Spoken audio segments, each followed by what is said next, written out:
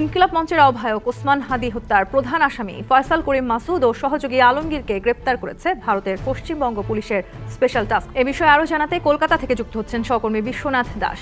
কিন্তু এই গ্রেপ্তার কি শুধুই পুলিশের সাফল্য, নাকি এর পেছনে লুকিয়ে আছে কোনো রক্ত হিম করার রাজনৈতিক অঙ্ক? আপনি যা দেখছেন সত্য কি তার চেয়েও ভয়াবহ? আজ আমরা উন্মোচন করব সেই নীল নকশা যা কেবল খুনিদের নয়, বরং পর্দার আড়ালের আসল মাস্টারমাইন্ডদের মুখোশ টেনে ছিঁড়ে ফেলবে। প্রস্তুত হন, কারণ পরবর্তী কয়েক মিনিট আপনার হিম হওয়ার অবস্থা হতে পারে। শেখ হাসিনার আমলে রিমান্ডে নিয়ে আমাকে মাথা নিচের দিকে দিয়ে পা উপর দিকে দিয়ে সারা রাত নির্যাতন করেছিল, কখনো আপোষ করার চেষ্টা করি নাই। তুমি কোন বাস, তুমি আসছো এখানে মামলা করতে, কোনার টাইম নাই। আজকে নাসিরউদ্দিন পাটোয়ারির মুখ বন্ধ যদি তারা মামলা দিয়ে করতে চায়, তাহলে তারা বড়ই ভুল করছে। আজকে নাসিরউদ্দিন পাটোয়ারির বিরুদ্ধে যদি মামলা দেওয়া হয়, বাংলাদেশে শত শত নাসিরউদ্দিন পাটোয়ারি মুখ তৈরি হবে। পুরো বাংলাদেশ চাঁদাবাজদের বিরুদ্ধে রুখে দাঁড়াবে, রাজপথে দাঁড়িয়ে যাবে। ও তো চাইতেছিল ওই তার নামে মামলাটা হোক, এটা আমার ব্যক্তিগত ধারণা, আপনারা পরে মিলাই নিয়ে হিসাবটা। ও চাইতেছিল কেউ আমার নামে মামলা করে না কেন, কারণ কি জানেন, ওর কাছে প্রমাণ আছে। প্রমাণ না থাকলে একটা লোক এভাবে দিনটায় 24 ঘন্টা মাফিয়া চাঁদাবাজ এভাবে বলতে পারে না। এবং নির্বাচনের পরে উনি যখন এমপি হয়ে গেল, মির্জা আব্বাস সাহেব যখন এমপি হয়ে গেল এবং প্রধানমন্ত্রীর উপদেষ্টা হয়ে গেল, তারপরেও কিন্তু থামে না। হ্যাঁ, তারপরেও থামে, বলেই যাচ্ছে, কারণ সে চাচ্ছিল তার নামে কেউ মামলা করুক। মামলা করলে লাভটা কি? তাহলে লাভ আছে ভাই, লাভ আছে। তার কাছে যে প্রমাণগুলো আছে সে এখন দিতে পারবে। প্রমাণ ছাড়া তো ভাই ওইভাবে চিৎকার করতো না রাস্তায়। নিশ্চয়ই তার কাছে অনেক প্রমাণ আছে, যে প্রমাণগুলো এখন সে দিতে পারবে, মহামান্য আদালতকে বলতে পারবে আমার কি সত্যি কথা বলার স্বাধীনতা নাই? এই নেন প্রমাণ। আসসালামু আলাইকুম দর্শক, দেশ ও দেশের বাইরে দূর দূরান্ত হতে এখন ঠিক এই মুহূর্তে যে বা যারা চলমান তথ্য জানতে ভিডিওটি অন করেছেন তাদের অনুরোধ করে বলবো ধৈর্য সহকারে সম্পূর্ণ ভিডিওটি মনোযোগ সহকারে দেখতে থাকুন, কেননা আজকের এই ভিডিওটিতে এমন একটি তথ্য আজকে আপনাদের সঙ্গে শেয়ার করতে যাচ্ছি যা শুনলে আপনারা অবাক হতে বাধ্য হবেন। দর্শক, তাই এর সাথে ভিডিওর শুরুতে ভিডিওর যে অংশগুলো আপনারা ইতিমধ্যে দেখেছেন, দেখে বুঝতে পারছেন আজকের এই ভিডিওটি আপনাদের জন্য কতটা গুরুত্বপূর্ণ এবং আকর্ষণীয় হতে যাচ্ছে। তাই বলবো ধৈর্য সহকারে সম্পূর্ণ ভিডিও মনোযোগ সহকারে দেখে আসি। দেখার আগে বলবো যারা এখনও আমাদের এই চ্যানেলটি সাবস্ক্রাইব করে নাই, প্রতিনিয়ত আপডেট গরম খবর পেতে অবশ্যই আমাদের এই চ্যানেলটি সাবস্ক্রাইব করে পাশে থাকা বেল বাটনটি বাজিয়ে দিবেন। যারা ইতিমধ্যে সাবস্ক্রাইব করে দিয়েছেন তাদেরকে অসংখ্য ধন্যবাদ। দর্শক, চলুন একটি লাইক দিয়ে সম্পূর্ণ ভিডিওটি আমরা মনোযোগ সহকারে দেখে আসি। অনেক বড় সুখবর, আমরা আমাদের হাদির বিচার পাইতে যাচ্ছি, বিচার পেয়ে যাব খুব তাড়াতাড়ি। কেন জানেন? হাদির আসামি ধরা পড়ছে, মেইন আসামি ওই যে ফয়সাল আর আলমগীর কলকাতার বনগাঁতে ধরা পড়ছে। ওরা পার হয়েছিল মেঘালয় বর্ডার দিয়া, পুলিশের কাছে যেটা বলছে এই মুহূর্তে পশ্চিমবঙ্গের পুলিশের হাতে। তারা কোর্টে উঠাইছিল আজকে, কিন্তু কোর্ট থেকে তাদের জেলে পাঠিয়ে দিছে, যেটা নিয়ম আর কি। এই ধরনের আসামিকে রিমান্ডে দেওয়ার দরকার হয় না, কারণ কি জানেন, ওদের কাছে তো খুনি না, ওদের দেশের কাউকে তো খুন করে নাই। ওই দেশের আইন কি, বর্ডার ক্রস করে চলে গেছে, ভিসা নাই, পাসপোর্ট নাই, হয়তো পাসপোর্ট আছে ভিসা নাই, এই আইনের মধ্যে জেলের মধ্যে পাঠিয়ে দিছে। এখন কথা হয়েছে আমরা কেমনে বিচার পাবো? এই যে আমি একটু আগে বললাম এটা একটা খুশির খবর। কেমনে খুশির খবর হইলো? আসামি তো ভাই কলকাতার জেলে, তাহলে বাংলাদেশে বিচার হবে কিভাবে? নিশ্চয়ই বিচার হবে, এই আসামিকে দিয়ে দিবে।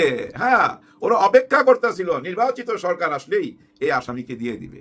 এই আসামিকে তুলে দিয়া বাংলাদেশের হাতে, বাংলাদেশের সাথে হাত মিলাবে।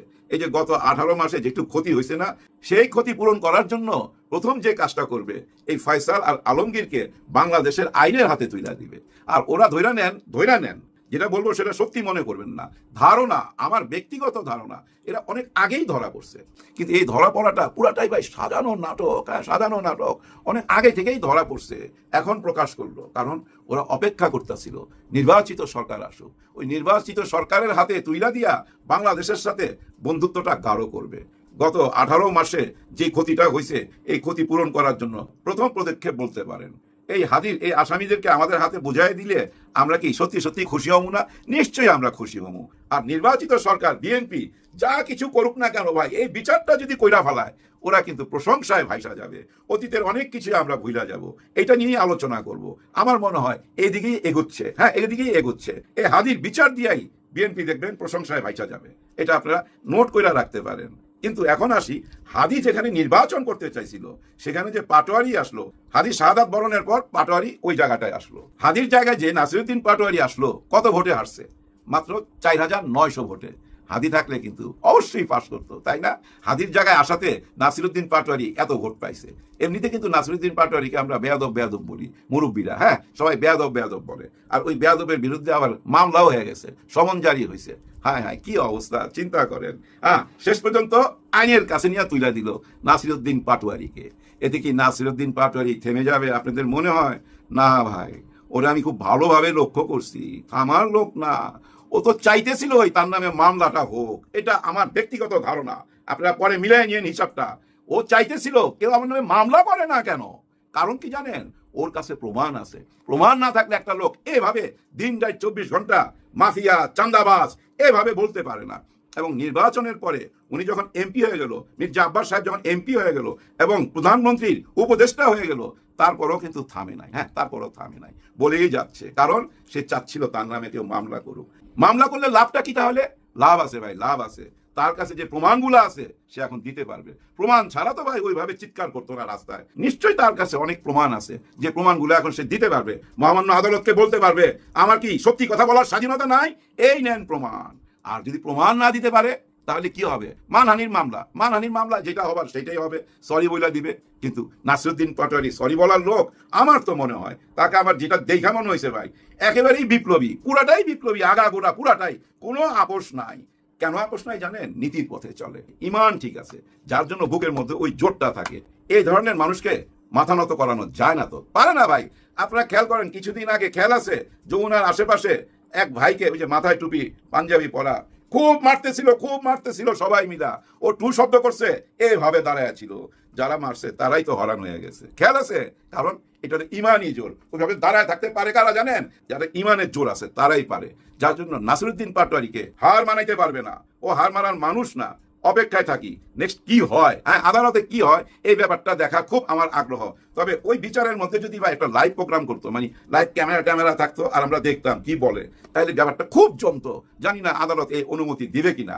ইদানিং খেয়াল করছেন সবাই যা কিছু হয় আদালতে চলে যেতেছে, যা কিছু হচ্ছে আদালতে চলে যেতেছে। আচ্ছা, আদালতে যখন যায় দেখেন বিচারক বসে একটা চেয়ারে, আর এই সাইডে থাকে দুইজন উকিল, মানে এই একজন আর এই একজন আর উনি একজন, এই তিনজন মানুষ আলোচনা কইরা আমাদের ভাগ্য নির্ধারণ করবে। আমরা ভোট দিলাম প্রায় 5 কোটি মানুষ, গণভোট, হ্যাঁ ভোটের পক্ষে। আর ওনারা ওই তিনজন মানুষ কিভাবে সিদ্ধান্ত নিবে, বৈধ না অবৈধ, এই সিদ্ধান্তটা কিভাবে নিবে, এটা আমার মাথায় ঢুকে না। আরেকটা জিনিস আমার মাথায় ঢুকে না, আমাদের মাননীয় প্রধানমন্ত্রী বগুড়ায় নিজের মুখে বললো হ্যাঁ ভোট দিতে, আপনারা সবাই হ্যাঁ ভোট দিবেন, একদম ব্যালট দেখায় বলছে এখানে হ্যাঁ ভোট দিবেন, আর এখানে আপনার যাকে পছন্দ তাকে ভোট দিবেন, মানে জাতীয় ভোট। উনি নিজের মুখে বলছে, তারপরও কেন নিজের মুখে বলা কথাটাকে এখন কোনো মূল্য দিচ্ছে না, নিজেই মূল্য দিচ্ছে না? কারণ কি? ওনাকে দেখাতে এরকম মনে হয় না, ওনার চাল চলন সবকিছু আপনি খেয়াল করেন, পারফেক্ট জেন্টলম্যান। হ্যাঁ ভাই, পারফেক্ট জেন্টলম্যান। মনেই হয় না যে ওনার ভিতরে কোনো হিংস্রতা আছে বা কোনো রকম চালাকি আছে, ষড়যন্ত্র আছে ওনার ভিতরে, দেখলে কিন্তু বোঝা যায় না। সবসময় দেখেন সাদা শার্ট পরে, আর সাদা কাপড় পরার পিছনে একটা শান্তির প্রতীক আছে। সাদা মানেই তো শান্তি, তার মানে উনি শান্তি চায়। তাহলে কেন জুলাই সনদকে মেনে নিচ্ছে না? কেন ওনারা ওই আগের রাষ্ট্রপতিকে দিয়া প্রথম দিন, অর্থাৎ সংসদের প্রথম দিনটা শুরু করতে যাচ্ছে ভেজালের মধ্যে দিয়া? এর মধ্যেই শিশির মনির সাহেব বইলা ফেলছে, রাষ্ট্রপতি যখন ভাষণ দিবে আমরা জামাতের কেউ থাকবো না, 11 দলের কেউ থাকবো না, আমরা বাইরে চলে আসবো। ওনার ভাষণ শেষ, তারপর আমরা আবার সংসদে ঢুকবো, কারণ ওনার কাছ থেকে শোনার মতো আমাদের কোনো ইচ্ছা নাই। আর উনি কি বলবে এটা আমরা জানি। উনি যদি জুলাই পক্ষে কথা বলে, হ্যাঁ ওই ভাষণ তো লেখা দিবে, জুলাই পক্ষে কথা থাকবে, কিন্তু ওনার মুখে জুলাই পক্ষের কথা শুনতে যাব কেন? উনি দেখে নাই কিভাবে তখন 36 দিনে মানুষ মারা হয়েছে, উনি দেখে নাই 16 বছর কিভাবে দেশ চালাইছে, উনি আয়না ঘর দেখে নাই, গুম হত্যায় উনি জানতো না, সবই তো জানতো, সবই তো চুপচাপ সহ্য করছে। উনি তো স্বৈরা শাসকের দোসর, তাহলে ওনার কাছ থেকে কেন আমরা জুলাই কথা শুনতে যাব? ওনার কোনো কথাই শোনার আগ্রহ নাই ওনাদের। ওনারা বলছে ওনারা সংসদের বাইরে চলে আসবে। দেখেন প্রথম দিনটাই শুরু হইলো কিভাবে, কিন্তু প্রশ্ন হইলো কেন কেন ওনারা রাজি হচ্ছে না? ওনারা কেন এখন বলতেছে যে আমরা ভোট পাওয়ার জন্য এই কথা বলছি, যে গণভোট, হ্যাঁ ভোট আমরা আসি, আমরা হ্যাঁ ভোটের সাথে আসি, গণভোটের সাথে আসি। মেজর হাফিজ সাহেব বলছে না, কি নির্লজ্জের মতো কথাটা বলছে। হ্যাঁ, আমার শুনতেই লজ্জা লাগতেছিল, কিভাবে উনি বলতে পারলো যে আমরা ভোটের জন্য, নির্বাচনের জন্য এই মিথ্যা কথাটা বলছি। চিন্তা করেন। কিন্তু আসল কথা হলো কেন মানতেছে না? আসেন এইটুকু আলাপ কইরা ভিডিওটা শেষ করি। আমার যেটা ব্যক্তিগত ধারণা, আপনারা একটু মিলাই নিয়েন দেখেন জুলাই সনদকে স্বীকৃতি দিলে প্রথম কাজটা কি? জুলাই সনদটা তৈরি হয়েছিল কেন? ফ্যাসিস্ট সরকারের বিরুদ্ধেই তো। তার মানে কি ফ্যাসিস্ট সরকারের বিচারটা আগে করতে হবে জুলাই সনদকে মেনে নিলে, তাই না ভাই? শেখ হাসিনার বিচার করতে হবে, যারা জেলে আটকে আছে তাদের বিচার করতে হবে, ভারতের কাছে শেখ হাসিনাকে চাইতে হবে, কারণ উনি তো ফাঁসির আসামি। এই জুলাই সনদকে স্বীকৃতি দেওয়া মানে তো বিচারকে স্বীকৃতি দেওয়া। এই বিচার স্বীকৃতি না, এই বিচার কইরা দেখাইতে হবে। ওই জুলাই সনদে তাই লেখা আছে তো। আর কি আরেকটা ব্যাপার আছে ভাই, কি সেটা জানেন? যেটা ওই যে খায়রুল হক, বিচারপতি খায়রুল হক বাতিল করে দিয়ে গেছিল তত্ত্বাবধায়ক সরকার। তারপরে শেখ হাসিনা আইসা যতবারই নির্বাচন করছে উনি ক্ষমতায় থাইকা নির্বাচন করছে, তত্ত্বাবধায়ক সরকার ছিল না। 3 মাসের জন্য যে তত্ত্বাবধায়ক সরকার নির্বাচন করতে আসে সেটা কিন্তু এই জুলাই সনদপত্রের মধ্যে আছে। কিন্তু এখন যদি এটাকে স্বীকৃতি দেয় তাহলে তো ভাই 5 বছর পর যে নির্বাচন আসবে এই নির্বাচনের সময় সরকার সইরা যেতে হবে, একদম তত্ত্বাবধায়ক সরকারের হাতে দেশ বুঝাই দিতে হবে। তাহলে তো ভাই ওই যে নির্বাচনের সুযোগ সুবিধা হবে না। আমি যদি সরকারের ক্ষমতায় থাকা নির্বাচন করতে পারি শেখ হাসিনার মতো, তাহলে তো আমি প্রশাসন সাজাইতে পারি, কোথায় ডিসিকে দিব, কোথায় ওসিকে দিব, কোথায় সচিবকে পাঠাবো, কোথায় আর্মিকে পাঠাবো, কোথায় পুলিশ পাঠাবো, কোথায় র্যাব পাঠাবো, কাকে কোথায় বদলি করবো, সবই তো আমি নিজের মতো করে সাজায়া দিনের ভোট রাতে, রাতের ভোট দিনে কইরা ফেলাইতে পারি, যেটা 3 বার আমরা দেখছি। এখন যদি আমি মাইনা নেই এই জুলাই সনদ, তাহলে তো আমাকে 3 মাসের জন্য সইরা যেতে হবে, আর নির্বাচন করবে তত্ত্বাবধায়ক সরকার। তাহলে তো সেই নির্বাচনের ফল অন্যরকমও হইতে পারে, আমার পক্ষে তার হইল না। এইটাও চিন্তা কইরা কিন্তু ওনারা ওই জুলাই সনদপত্রে স্বীকৃতি দিচ্ছে না, যার জন্য ওই দায়িত্বটা নিতে চাচ্ছে না। অথচ দেখেন জুলাই রক্তে ভেজা ওই চেয়ারে বসতে চায়, সংসদের ওই চেয়ারগুলো তো জুলাই রক্তে ভেজা, তো ওই চেয়ারে বসতে চায়। বিবেকে কি বাঁধবে না? নিশ্চয়ই বিবেকে বাঁধবে, নিশ্চয়ই বিবেকে ধ্বংসন হবে। কিন্তু তারপরও কিছু করার নাই, কারণ কথা দিয়া ফেলাইছি। হয়তো আমি কথা দিয়া ফেলাইছি কাউকে যে আমি এই বিচারটা করুম না, এখন কথা ভাঙি কেমনে? কথা ভাঙতে গেলে তো ভাই আমাকেই ভাঙ্গা ফেলাইবো, এরকম হইতে পারে না। তবে রাস্তা একটা আছে, সে রাস্তাটা কি জানেন? আমার মনে হয় ওনারা সে অপেক্ষাই করতেছে। সরকার নিশ্চয়ই মনে মনে চাইতেছে বিরোধী দল রাস্তায় ঝাঁপায় পড়ে না কেন, চারিদিকে ঝাঁপায় পড়লে তাহলে তো ওনারা বলতে পারে যে ভাই আমি তোমারে কথা দিছিলাম বিচার করুম না, কিন্তু উপায় নাই, দেশের মানুষ তো খেপে গেছে, আমার তার কোনো উপায় নাই, আমাকে এখন ওই জুলাই সনদপত্রের স্বীকৃতি দিতে হবে। এটা বইলা কিন্তু দিতে পারবে যদি আন্দোলন হয়, তাহলে দেখেন মুখ রক্ষা হয়, আমি কথা দিছিলাম কথা রাখতে পারলাম না। এরকম কিছুর জন্য অপেক্ষা করতেছি কিনা সেটাও প্রশ্ন রেখে গেলাম। তারপরে ভাই মনটা আজকে ভালো, হাদির বিচার পেতে যাচ্ছি। হ্যাঁ ভাই কনফার্ম থাকেন ঈদের পরই এই আসামিকে আমরা পাইয়া যাবো, এটা আমার মন বলতেছে। আপনাদের মন কি বলতেছে একটু লেখা জানাবেন। সবার জন্য সবাই দোয়া করবেন। আল্লাহ হাফেজ। শরীফ ওসমান হাদির ঘটনা নিয়ে নতুন নাটকীয়তা। আপনারা যেটা শুনছেন সুখবর না, এটা সুখবর নয়। এর নেপথ্যের রহস্য শুনলে আপনি অবাক হবেন। শরীফ ওসমান হাদির হত্যাকারী, সেই আলোচিত প্রধান 2 আসামি, সেই শুটার, যাকে নিয়ে এত কিছু, কখনো শোনা যায় যে তিনি বাংলাদেশে আছেন, কখনো ভারত গেছেন, আবার কেউ বলে দুবাই, অনেক কিছুই। কিন্তু শেষ পর্যন্ত একদম চূড়ান্ত সঠিক খবর যে শরীফ ওসমান হাদির সেই হত্যাকারী শুটার, যাকে ধরতে পুরো বাংলাদেশের দাবি ছিল, কিন্তু ইউনূস সরকার ব্যর্থ হয়েছেন। কিন্তু এখন দেখা যাচ্ছে যে ভারতে তিনি গ্রেপ্তার হয়েছেন। তো এই খুশিতে ইনকিলাব মঞ্চ রাস্তায় নেমে গেছে, তারা ওসমান হাদির হত্যার বিচার চাচ্ছে, এবং অনেকেই বলছে যে এই যাদেরকে গ্রেপ্তার করা হয়েছে তাদেরকে ফিরিয়ে আনা হোক, অনতিবিলম্বে রহস্য উদ্ঘাটন করা হোক, ইত্যাদি ইত্যাদি। আবার ভারত সরকারও তাদেরকে রিমান্ডে নিয়েছে এবং তারা আনুষ্ঠানিকভাবে জানাচ্ছে, এমনকি এক্সট্রাডিশনের ট্রিটি অলরেডি শুরু হয়ে গেছে, মানে এক্সট্রাডিশনের প্রক্রিয়া, মানে তাকে ফিরিয়ে আনার 14 দিনের রিমান্ড। বাংলাদেশের হত্যাকারী ভারত পুলিশ রিমান্ডে নিয়েছে 14 দিনের, এবং খুব দ্রুত ফিরিয়ে দিবে। এই সামগ্রিক যে বিষয়গুলো, এগুলো খুব সুন্দর, দেখতে ভালো, কিন্তু এর পেছনে ভিন্ন উদ্দেশ্য আছে। দেখেন, প্রথম হচ্ছে যে ভারতের আচার আচরণ এখানে সন্দেহজনক মনে হয়, কারণ সাথে সাথে 14 দিনের রিমান্ডে নেওয়া, গুরুত্বপূর্ণ তথ্য উদ্ঘাটন করতে পারবে এই আশা করা, অমুক তমুক ইত্যাদি ইত্যাদি, একটু অতি উৎসাহী মনে হয়। কেন অতি উৎসাহী মনে হয়? অনেক কিছু করতে পারে। প্রথম কথা হচ্ছে স্বাভাবিক হিসাব যে বিএনপি ওসমান হাদিকে ওন করে না, বিএনপি মহাসচিব ওসমান হাদিকে চিনে না, আর ইউনূস সরকার was very serious and sincere যে ওসমান হাদির হত্যাকারীদের বিচার করবে। ইউনূসের ক্লোজ লোক ছিল শরীফ ওসমান হাদি, এবং ইউনূসের আবেগ ছিল, ইউনূস সরকার উপদেষ্টাদের ইমোশন ছিল। সেই ইউনূস সরকারের আমলে গ্রেপ্তার করা গেল না, আর এখন বিএনপি সরকারের আমলে গ্রেপ্তার, একটু অতি উৎসাহ বেশি হয়ে গেল না? এই বেশি হওয়াটাই রহস্যজনক। স্বাভাবিক ছিল যে ভারতে যদি পলাতক থাকে, ভারতের আইনশৃঙ্খলা রক্ষাকারী বাহিনী অত্যন্ত শক্তিশালী। আপনারা ইন্ডিয়ার সিরিয়াল দেখেছেন একসময়, সিআইডি, ইন্ডিয়ার সিআইডি অতি সূক্ষ্মভাবে যে কোনো আসামিকে কয়েকদিনের মধ্যে ধরতে পারে। সেখানে একজন মোস্ট ওয়ান্টেড আসামি, ইন্টারন্যাশনালি রিনাউন্ড একজন আসামি, তাকে এতদিন ইউনূস সরকার আমলে ধরতে পারলো না, আর এখন ধরেছে, তাও একদম বাংলাদেশের সীমান্ত থেকে। যেখান থেকে ধরেছে ওই এলাকায় আমি অনেক চা খেয়েছি। বনগাঁও, যারা ভারতে যান, বিশেষ করে যশোর থেকে, বেনাপোল থেকে, তারাও ভালোভাবে চিনেন, ট্রেনে উঠতে হলে ওখানে যেতে হয়। ওটা বাংলাদেশ আর ভারতের মধ্যে পার্থক্য নেই। তো দর্শক, সেখানে বাংলাদেশের সীমান্তবর্তী জায়গা থেকে গ্রেপ্তার করা হয়েছে, একটু বেশি হয়ে গেল না?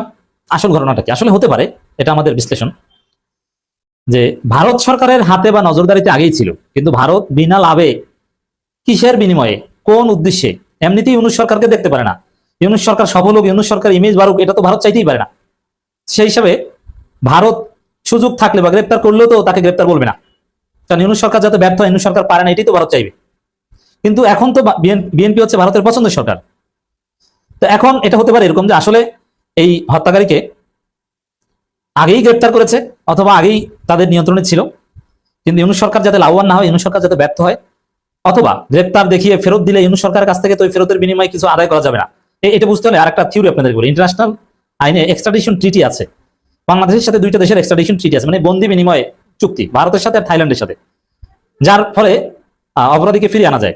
কিন্তু এই ট্রিটি মানতে কেউ বাধ্য না, এখানে বিভিন্ন ফাঁক ফোকর আছে, এগুলো এড়িয়ে যাওয়া যায়। যেমন শেখ হাসিনাকে ফেরত দিতে ভারত বাধ্য, শেখ হাসিনাকে ফেরত দেয় ভারত, আসাদুজ্জামান কামালকে দেয় বা দিবে, কোনো নামগন্ধ আছে? এর মানে এই ট্রিটি কিছুর বিনিময়ে ইমপ্লিমেন্ট করা হয়, মোটা অঙ্কের কোনো কিছুর বিনিময়ে। যেমন ভারতকে এই দিতে হবে, সেই দিতে হবে, তাদের এই স্বার্থ পূরণ করে দিতে হবে, তাদের এই জায়গায় স্ট্র্যাটেজিক ইন্টারেস্ট সার্ভ করতে হবে, এরকম কিছুর বিনিময়ে বন্দীকে ফেরত দেওয়া হয়। যেমন ভারতের বন্দিও বাংলাদেশে ছিল, তাও এমনকি হাসিনাও কোনো না কোনো কিছুর বিনিময় ফেরত দিয়েছে, পরেশ বড়ুয়া থেকে অনেকের ঘটনাই আপনারা জানেন। এর মানে বিনিময় ছাড়া, লাভ ছাড়া এক দেশ আর এক দেশের বন্দীকে ফেরত দেয় না। এটা একটা কমন প্র্যাকটিস, এক্সট্রাডিশন ট্রিটি ইমপ্লিমেন্ট যেসব জায়গায় হয়, ট্রিটির আন্ডারে যেসব জায়গায় বন্দি বিনিময় ছাড়া দেয় না, তোমরা এটা দিও তাহলে আমরা এটা দিলাম, মানে এটা নিয়ে খেলে। আর foreign policy, international relation, bilateral relation বলে তো স্বার্থের খেলা, কে কতটুকু স্বার্থ আদায় করে নিতে পারে।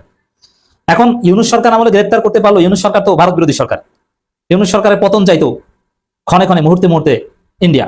ইউনূস সরকারের বিরুদ্ধে কত প্রোপাগান্ডা, এই যে মব হয়, অমুক হয়, তমুক হয়, সংখ্যালঘু নির্যাতন হয়, এখন সব উদয়, এখন কিছু হয় না, অথচ এখন আগের চাইতে বেশি হয়। মব ইউনূস সরকারের চাইতে এখন বেশি হয়, সংখ্যালঘু নির্যাতন ইউনূসের আমলের চাইতে এখন বেশি হয়, আওয়ামী লীগ নির্যাতন ইউনূস সরকারের আমলের চাইতে এখন বেশি হয়। কই কিছু তো বলে না ভারত।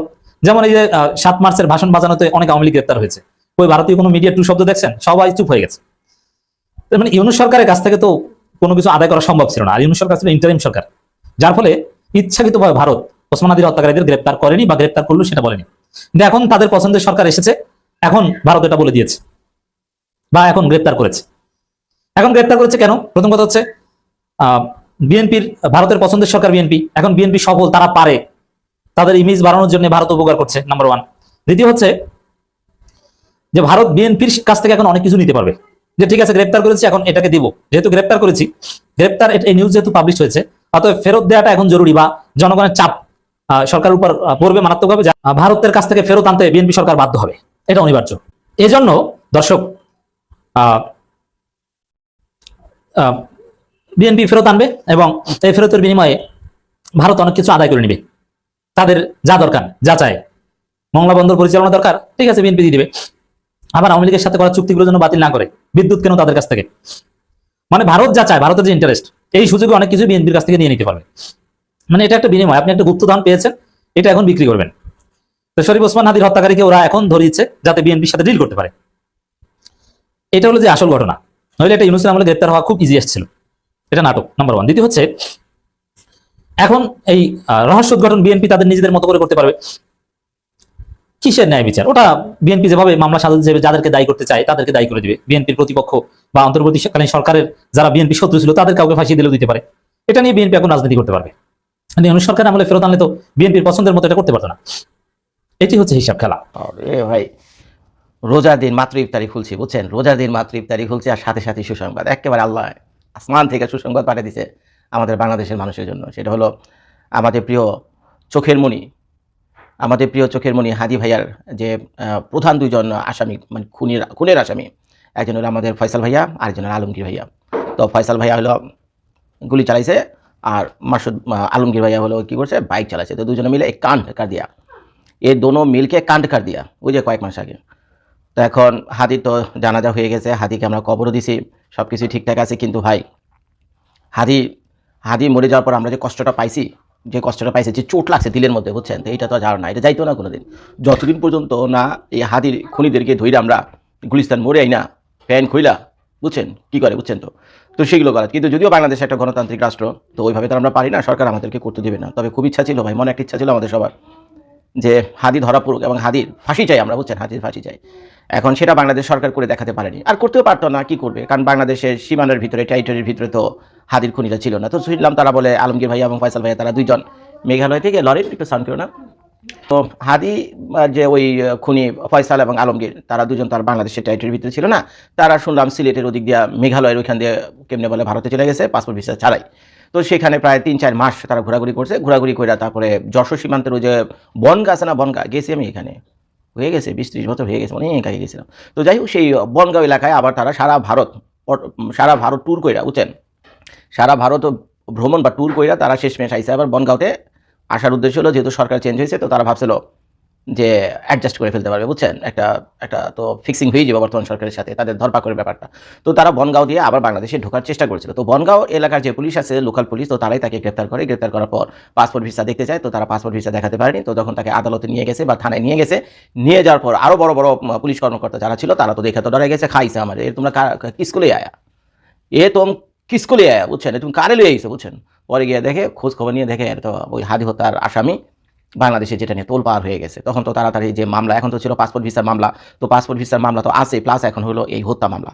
তো এখন এই হত্যা মামলা দেখে তাকে বিধাননগর যে কোর্ট রয়েছে, বুঝছেন, আদালত রয়েছে, তো সেখানে তাকে উঠানো হয়েছিল। তো সেই আদালত তাকে শুনলাম 10 দিনের রিমান্ড মঞ্জুর করছে। এখন 10 দিন তো পিটানির উপরে থাকবে। এখন বাংলাদেশের পুলিশের সাথে ভারতের পুলিশের হয়তো একটা যোগাযোগ হচ্ছে, বা বাংলাদেশ সরকারের সাথে ভারতের সরকারের একটা যোগাযোগ হবে এখন, যে এই আসামিদের কী করে বাংলাদেশের মাটিতে নিয়ে আসা যায় এবং বাংলাদেশের আইনে বিচার করা যায়। তো একটা জিনিস কিন্তু ভাই আমাদেরকে বলতেই হয়, বুঝছেন, ভালোকে আপনারা ভালো বলবেন, খারাপকে আপনারা খারাপ বলবেন। এই ক্ষেত্রে ভারত এই হাদি হত্যার আসামিদের ধরে যে মানে কাজটা করেছে, নিঃসন্দেহে ভারতে একটা থ্যাংক ইউ পাওয়ার যোগ্য। এই হাদি কিন্তু দিন রাত 24 ঘন্টা ভারতের বিরুদ্ধে দিত, স্লোগান দিত, এটা তো আমরা জানি। এবং তার সাথে সাথে আপনারা অনেক স্লোগান দিচ্ছেন, ওই যে দিল্লি না ঢাকা, দিল্লি না ঢাকা, এই স্মরণীয় বিখ্যাত এবং এই কুখ্যাত স্লোগানটা কিন্তু আমাদের হাদি ভাইয়ারই। তো যেহেতু এই হাদি ভাইয়া কম বেশি ভারত বিরোধী ছিলেন, তো ভারতের পুলিশ এটা জানার পর তাদের আসামিদের, যে 2জন আসামি, যদিও তারা না জেনে অ্যারেস্ট করেছিল, পাসপোর্ট ভিসার কারণ দেখিয়ে তাকে অ্যারেস্ট করেছিল, কিন্তু পরে তো কাহিনী আরেকটা হত্যা মামলার আসামি, পরে তারা বুঝে ওই যখন তারা দেখলো যে হাদি হত্যার আসামি, চাইলে কিন্তু তাদেরকে স্কিপ করতে পারতো, হাইড করতে পারতো, অনেক কাহিনী করতে পারতো। কিন্তু দেখেন এখানে ভারতের পুলিশ একটা সততার পরিচয় দিচ্ছে, যে ভারতের পুলিশ সুন্দর কইরা ধইরা তাকে অ্যারেস্ট কইরা কোর্টে উঠাইছে, 10 দিনের রিমান্ড আসছে এবং হয়তো কিছুদিন পর বাংলাদেশে ফেরত দেবে। তো নিঃসন্দেহে তো ভারত একটা ভালো কাজ করছে, তাই না? চাইলে ভারত নানানভাবে এই অ্যারেস্টকে নিয়ে কাহিনী করতে পারতো, কিন্তু সেটা তো করেনি। তো বাংলাদেশের মানুষেরও উচিত ভারত সরকারের অন্তত একটা থ্যাংক ইউ দেওয়া, একটা ভালো কাজ করছেন, বুঝছেন, একটা ভালো কাজ করছেন। এই হাদি হত্যার বিচারের জন্য বাংলাদেশের মানুষের না খাওয়া হারাম, বুঝছেন, এটা হওয়ার না, এই বিচার হতেই হবে। এবং এই বিচার শুধু বিচার না, একে ফাঁসি দিয়ে মারতে হবে, বুঝছেন, এটি হলো এটা ফাইসালা, বুঝছেন, এটি হবে, এটি করতে হবে। নাসিরউদ্দিন পাটোয়ারি ভার্সাস মির্জা আব্বাস ঘটনা শুরু হয়ে গেছে। মির্জা আব্বাসের লোকজন নাসিরউদ্দিন পাটোয়ারির বিরুদ্ধে ভয়ভীতি দেখানো এবং মানহানির অভিযোগে মামলা দায়ের করেছে। এবং ইন্টারেস্টিং বিষয়, সবচেয়ে উদ্বেগের বিষয়ে, যে মামলা আইনত চলে না। আদালতে যে কোনো বিষয়ে যে কেউ এজাহার দাখিল করতে পারে, কিন্তু আদালত সেটা গ্রহণ নাও করতে পারে, কারণ মামলা যোগ্য বিষয় তো হতে হবে, আদালতের জুরিসডিকশনের মধ্যের বিষয় তো হতে হবে। তো নিয়ম অনুযায়ী, আইন অনুযায়ী মানহানির মামলা করার ক্ষেত্রে ব্যক্তি নিজে সংক্ষুব্ধ হতে হয়, ব্যক্তি নিজেরই মামলা দায়ের করতে হয়, তার পক্ষে অন্য কেউ মামলা করবে, এটা তো ডিজিটাল সিকিউরিটি আইনের হিসাব। তো এখানে ব্যক্তি নিজের মামলা করতে হবে। মির্জা আব্বাস নিজে মামলা করেন নাই, রমনা থানা বিএনপি সভাপতি বা একজন বিএনপি নেতার মাধ্যমে মামলাটা করিয়েছেন। এই হিসাবে এই মামলা আমলযোগ্য হওয়ার কথা না। এই যে আমলযোগ্য জুরিসডিকশন, এটা লিগ্যাল টার্ম। মামলার আবেদন করেছে, এজাহার করেছে, এজাহার খারিজ বা প্রত্যাখ্যান, এজাহার খারিজ বা প্রত্যাখ্যান করবে কোর্ট, এটা হওয়ার কথা ছিল, কিন্তু না, বিএনপির আদালত, এই কোর্ট বিএনপি দখল করে ফেলেছে। পুরো বিচার ব্যবস্থা অলরেডি বিএনপি কয়েকদিনের মধ্যে দখল করেছে। অবশ্য ইউনূস সরকার আমলেই সব দখল করেছিল, অ্যাটর্নি জেনারেল সব সেটআপ দিয়ে রেখেছেন, আর তিনি এখন আইনমন্ত্রী। এটা ছিল ধারাবাহিকতা, ইউনূস সরকার বিএনপি সরকার, তার ধারাবাহিকতা এটা। অতএব তেমন কোনো পরিবর্তন রদবদল লাগে নাই, খুব সহজেই হয়ে গেছে। এমনকি হাইকোর্টে কোথায় কি বসবে এগুলো সব আগেই বিএনপি ঠিক করা আছে। অ্যাটর্নি জেনারেল যেহেতু ছিলেন, অ্যাটর্নি জেনারেল অনেক কিছু করতে পারেন। আবার আইনমন্ত্রী আসিফ নজরুল, তিনিও তো বিএনপির লোক ছিলেন, আইনমন্ত্রী অ্যাটর্নি জেনারেল দুইজনেই বিএনপির ছিল, তো সেটা তো তখনই দেয়া। তো বিএনপির আদালত এই মামলা গ্রহণ করেছে এবং সমন জারি করেছে। ভাগ্য ভালো যে এফআইআর হিসেবে নিয়ে গ্রেপ্তারের নির্দেশ দেয় নাই, সমন জারি। আদালতে কেউ আর্জি পেশ করলে 2 ধরনের সিদ্ধান্ত দিতে পারে, আর্জি গ্রহণ করে সমন জারি করতে পারে আদালত, অথবা এফআইআর হিসাবে নেওয়ার নির্দেশ দিতে পারে, তাহলে ওয়ারেন্ট জারি করা হয়। তো নাসিরউদ্দিন পাটোয়ারির বিরুদ্ধে ওয়ারেন্ট জারি করে নেই, এটা নাসিরউদ্দিন পাটোয়ারির ভাগ্য, কিন্তু সমন জারি করেছে, মানে মামলা গৃহীত হয়েছে, মামলা চলবে। কিন্তু ব্যক্তি নিজে সংক্ষিপ্ত না হলে আইন অনুযায়ী মামলা চলা যায় না। বোঝা যায় যে সরকারের মন্ত্রী মর্যাদায় উপদেষ্টা মামলা করেছেন, তার পক্ষ থেকে তার দল, এবং মির্জা আব্বাস ডেফিনেটলি ফোন দিয়ে দিয়েছেন, এবং মির্জা আব্বাসের ব্রেঞ্চ চাইলে মামলা, তো এটা না নিলে হয়? এখান থেকে একটা বিষয় শুরু হয়ে গেছে যে আওয়ামী লীগের মতোই হচ্ছে বিএনপি, এবং আওয়ামী লীগের মতো করেই প্রতিপক্ষকে দমন পীড়ন করবে, এমনকি জামাতের আমিরের বিরুদ্ধেও মামলা দিবে, সামনে দেখবেন। কিন্তু এখানে তাহলে এটার ফ্যাক্ট কি, মামলাটার লিগ্যাল ফ্যাক্ট কি? এখানে যে অভিযোগগুলো করা হয়েছে আমি দেখেছি এজাহার, তাতে যে এই বলেন সেই বলেন, ভয়ভীতি দেখান, অমুক তমুক, চান্দাবাজ বলেন, গ্যাংস্টার বলেন, নানান কিছু। রাজনীতিতে রেটরিক হিসেবে অনেক কিছু বলা হয়, সেগুলোকে যদি আপনি আদালতে নিয়ে যান, সরকার চাইলে এই মামলার মাধ্যমে নাসিরউদ্দিন পাটোয়ারিকে জেল খাটানো সম্ভব, এমনকি নাসিরউদ্দিন পাটোয়ারিকে বড় ধরনের ভোগান্তির সম্মুখীন করা সম্ভব, আইন অনুযায়ী সম্ভব, ন্যায় বিচারের মাধ্যমেই সম্ভব। কিন্তু এটা হচ্ছে রাজনৈতিক ফেসিবাদ, কারণ রাজনীতির মাঠে অনেকে অনেক কিছু। তো সুপ্রিয় দর্শক, আশা করি সম্পূর্ণ ভিডিও মনোযোগ সহকারে দেখলেন এবং সবগুলো ভিডিওর বিস্তারিত আলোচনা মনোযোগ সহকারে শুনলেন। তো দর্শক, এই ভিডিওটি দেখে কি জানলেন আপনার গুরুত্বপূর্ণ মতামতটা আমাদের কমেন্ট বক্সে অবশ্যই জানিয়ে যাবেন এবং ভিডিওটি শেয়ার করে সবাইকে দেখার সুযোগ করে দিবেন। আজকের মতো এখানেই বিদায় নিচ্ছি, দেখা হবে নতুন একটা ভিডিওতে।